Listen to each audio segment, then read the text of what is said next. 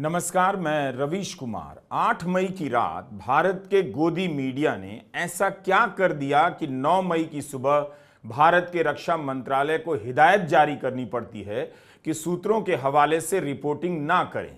यही हिदायत 26 अप्रैल को सूचना मंत्रालय जारी कर चुका है।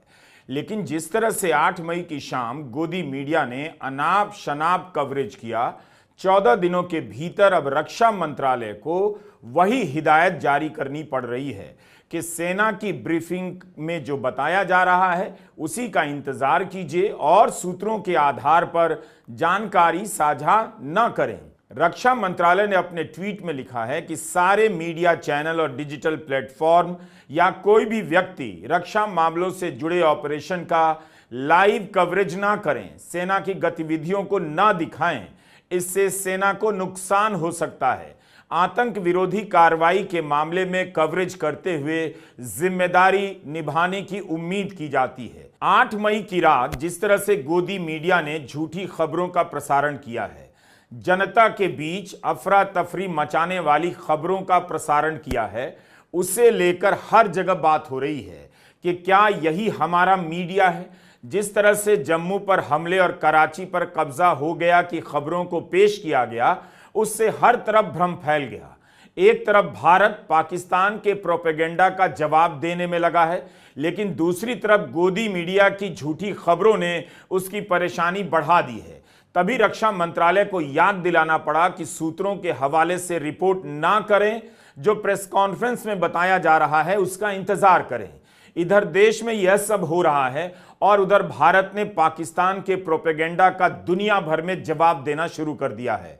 भारत के राजदूत विदेशी चैनलों पर जाने लगे हैं और सभी सवालों के जवाब शालीनता और धीरज के साथ दे रहे हैं। इसका उल्लेख इसलिए कर रहा हूं ताकि आप दर्शक देख सकें कि इस वक्त जब पाकिस्तान भारत पर घात लगाने की कोशिश में है, उस समय दुनिया के सामने अपनी बात कैसे रखनी चाहिए।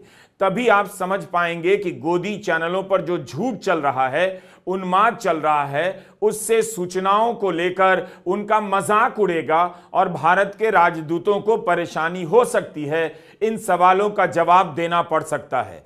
युद्ध के समय समाचार माध्यमों की विश्वसनीयता ऐसे ही संदेह के दायरे में होती है, लेकिन गोदी चैनलों ने सबसे पहले विश्वसनीयता को ही ध्वस्त कर दिया ताकि किसी को संदेह ना रहे कि खबर सच्ची भी है। उनका बेलगाम होकर झूठ बोलना भारतीय राजदूतों और सरकार के प्रवक्ताओं की मेहनत पर पानी फेर सकता है।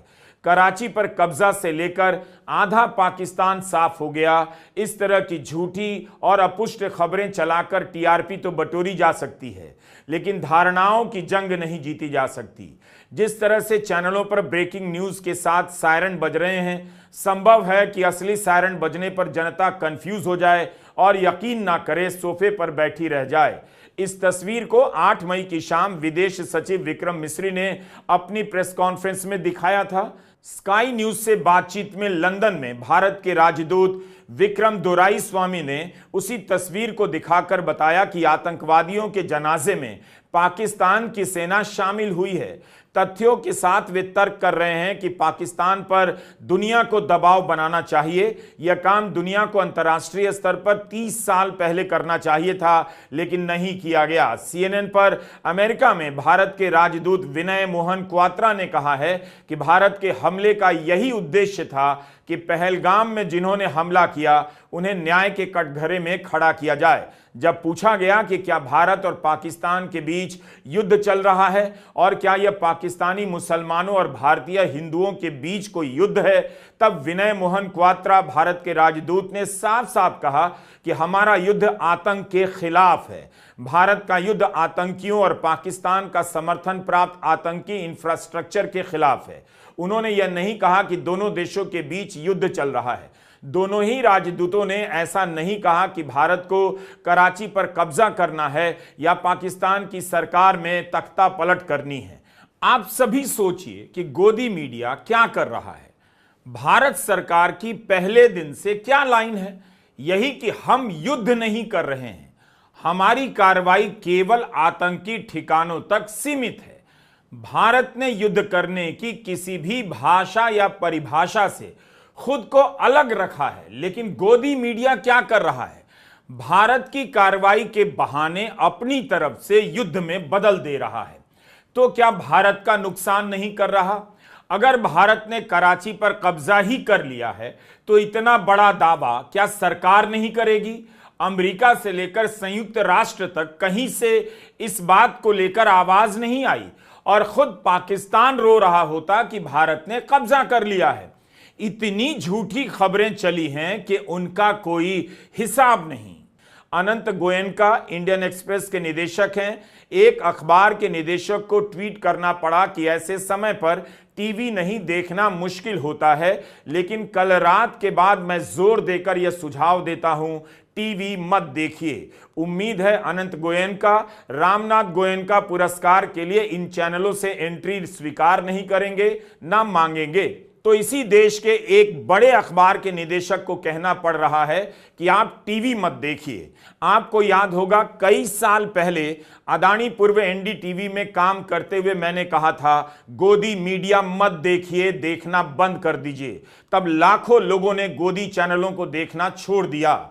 जिस वक्त में पत्रकारिता को विश्वसनीय होना था, उसी वक्त में चैनलों की पत्रकारिता का यह हाल है कि एक अखबार के निदेशक को सरेआम कहना पड़ता है टीवी मत देखिए। आखिर कैसे अखबारों में छपा है कि भारत ने कराची तबाह कर दिया, आधा पाकिस्तान साफ कर दिया, पाकिस्तान में भारत की सेना घुस गई।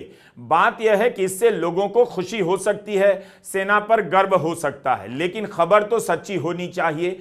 क्या आप यह चाहते हैं कि सेना को लेकर झूठी खबरें बताई जाएं ताकि आप खुश होते रहें? ये चाहते हैं आप? सेना ने ऐसी खबरों की पुष्टि नहीं की। 9 मई की सुबह सुबह सेना का ट्वीट आया है।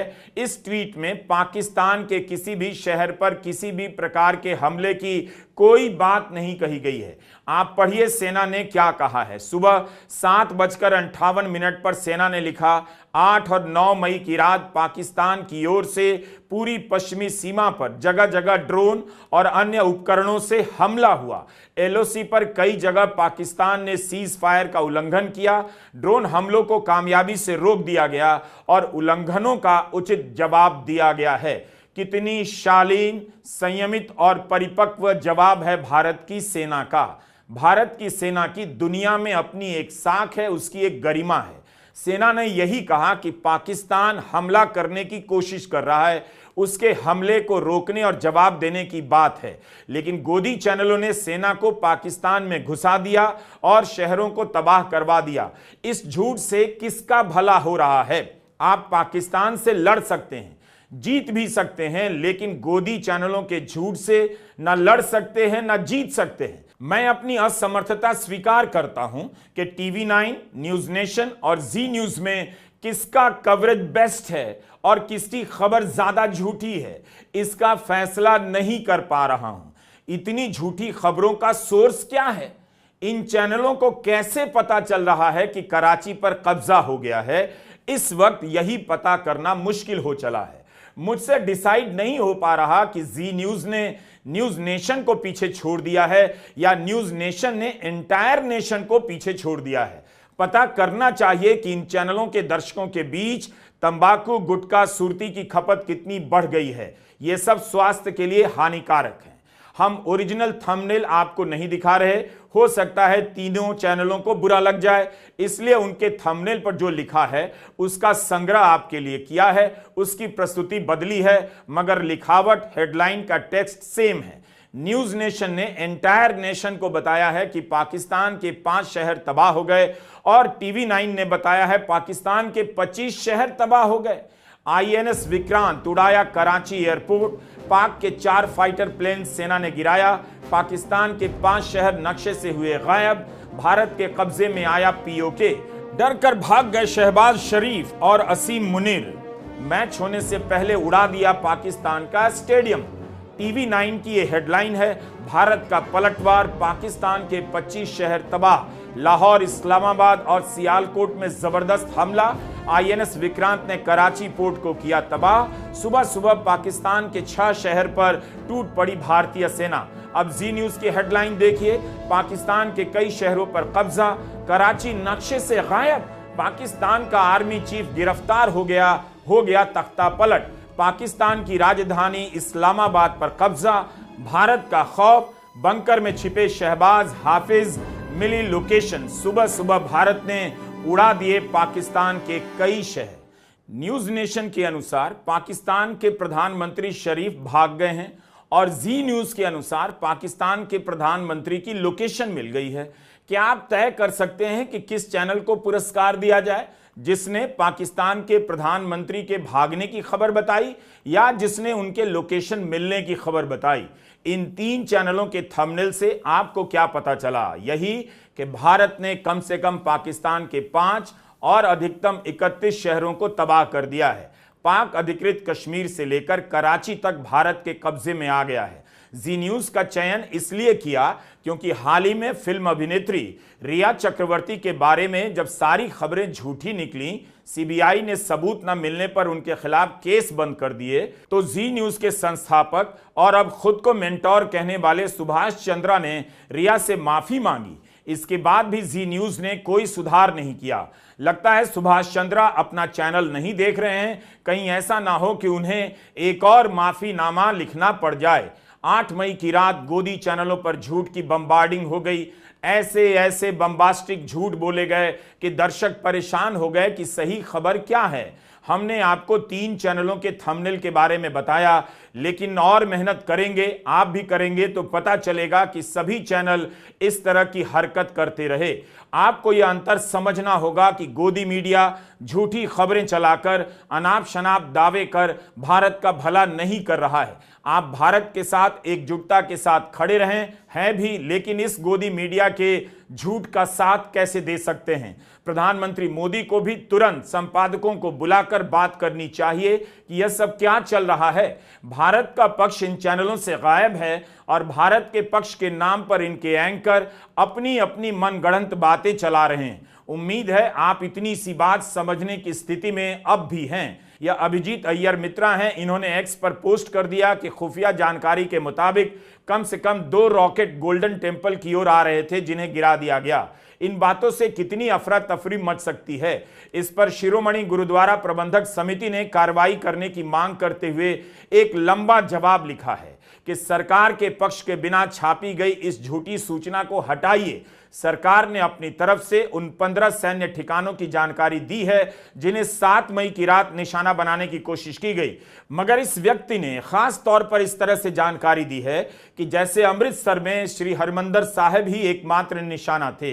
मौजूदा हालात में इस तरह का दावा बहुत गंभीर और आपत्तिजनक है। सरकार को ऐसी भ्रामक जानकारियों, फेक न्यूज और अफवाहों पर नियंत्रण करना चाहिए।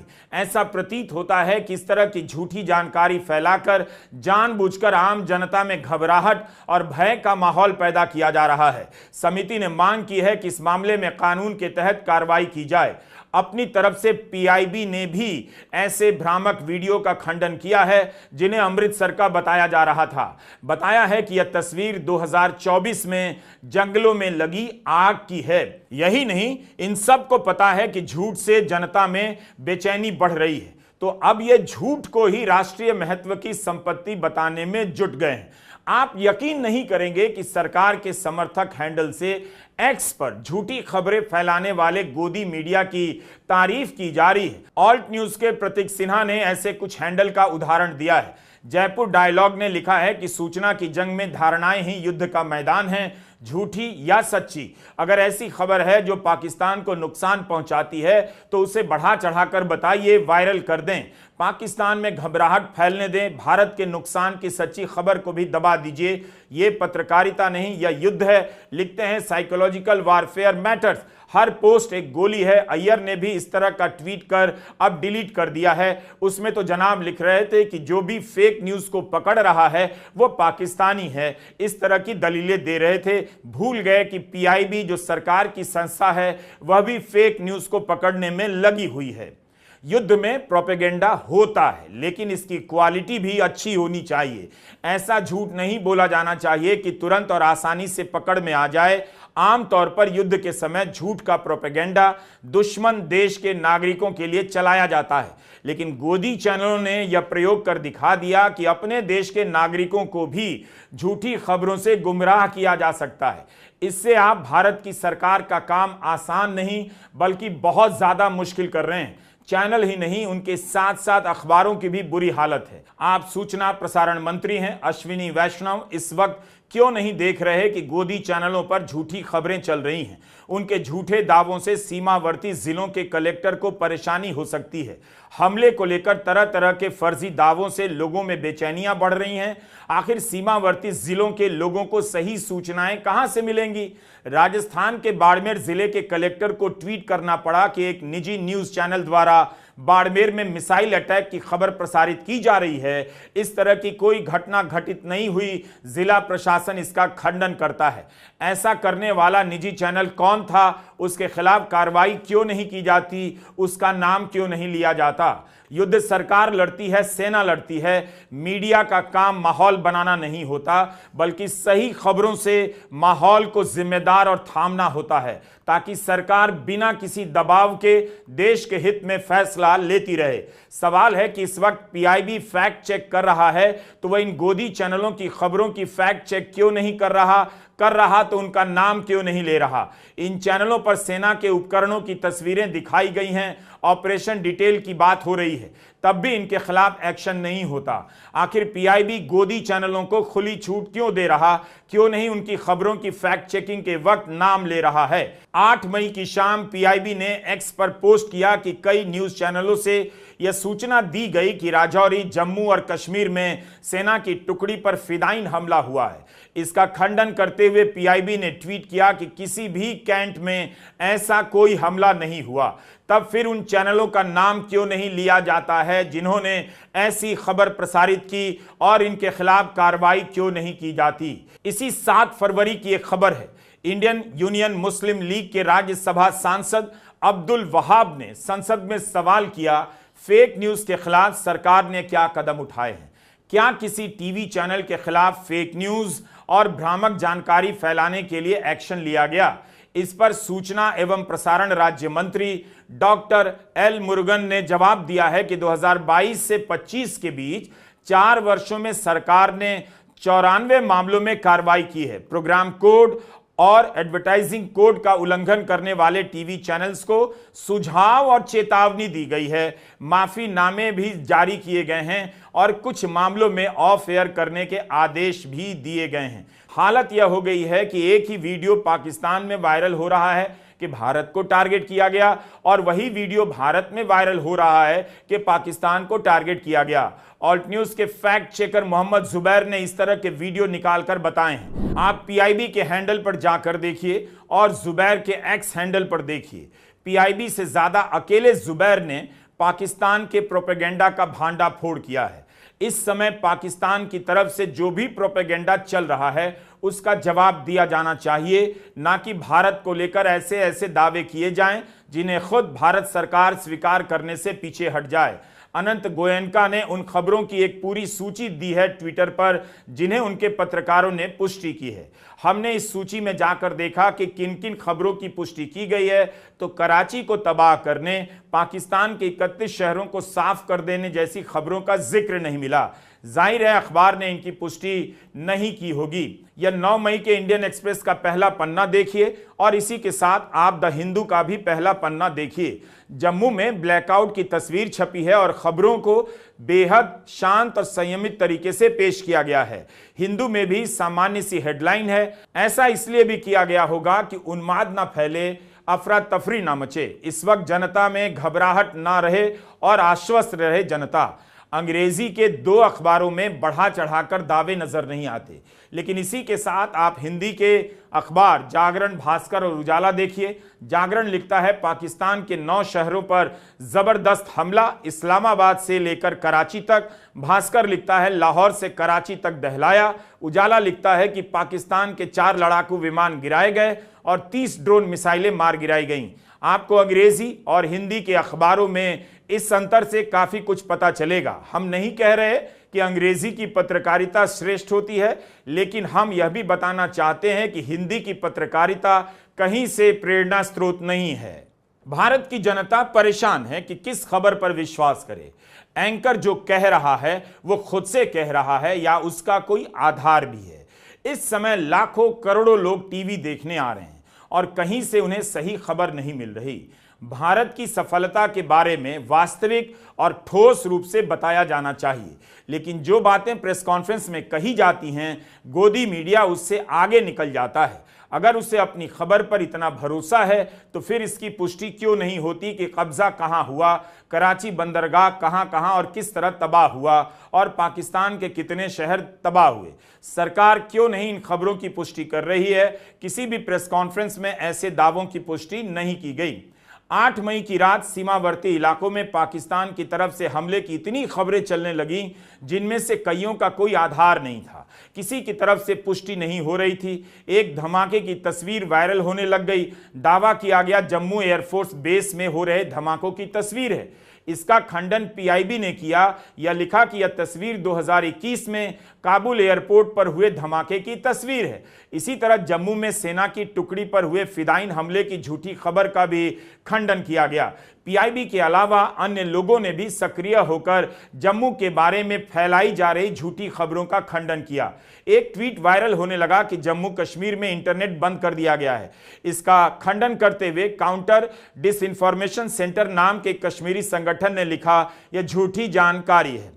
एक YouTube चैनल के नाते हम कितनी जिम्मेदारी से काम करते हैं। लिखते समय बार बार तथ्यों की जांच करते हैं। सरकार किसी YouTube चैनल के बारे में तुरंत एक्शन लेती है, बंद कर देती है, लेकिन झूठी खबरें चलाने वाले गोदी मीडिया के खिलाफ कोई एक्शन नहीं लेती। गोदी मीडिया खुद को सरकार से ऊपर समझने लगा है क्योंकि सरकार ने इन चैनलों के खिलाफ कोई एक्शन नहीं लिया। हमें चैनल बंद हो जाने की चिंता दिन रात रहती है, लेकिन इनके तमाम अपराधों को माफ कर दिया जाता है। इनके लाइसेंस पर कोई खतरा नहीं होता। कई लोग गोदी चैनलों के झूठ की आलोचना से आहत हो जाते हैं। हमने संकट के वक्त देश की आलोचना कर दी ऐसा समझते हैं। पहले तो हमने देश और सेना को लेकर कुछ भी नहीं कहा। गोदी चैनल देश नहीं है और अगर संकट का समय है तो उनकी जिम्मेदारी है कि सही खबर दें। ऐसी खबर ना दें कि आम जनता में घबराहट फैले, खुद रक्षा मंत्रालय को हिदायत जारी करनी पड़ जाए। युद्ध के दौरान किए जाने वाले प्रोपेगेंडा का मकसद क्या होता है? यही कि दुश्मन देश को छकाना है, लेकिन अपने ही देश से इतना झूठ बोलना कहीं से युद्ध के मकसद को पूरा नहीं करता। कारगिल युद्ध के समय भारतीय प्रेस की साख इतनी ऊंची थी कि उनकी रिपोर्टिंग के सामने पाकिस्तान का प्रोपेगेंडा ध्वस्त हो गया। आज भारत की सेना सबसे अधिक तैयार है, सशक्त है, तो उसे इतना कमजोर और गैर पेशेवर मीडिया का साथ मिल रहा है। इन दोनों में अंतर को आपको देखना ही होगा। नमस्कार, मैं रवीश कुमार।